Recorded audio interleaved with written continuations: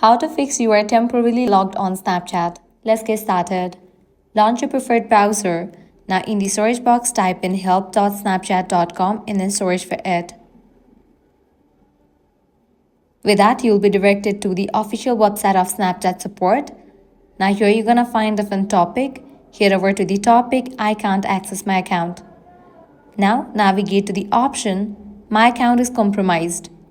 Click on the option, contact support here.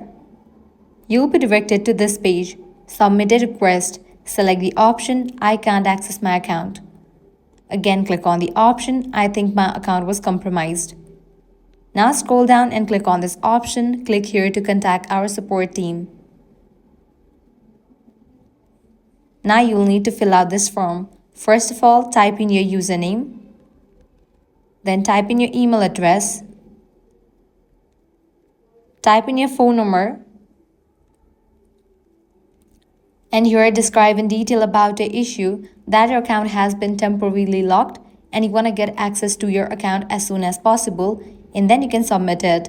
With that, Snapchat support team will get back to you.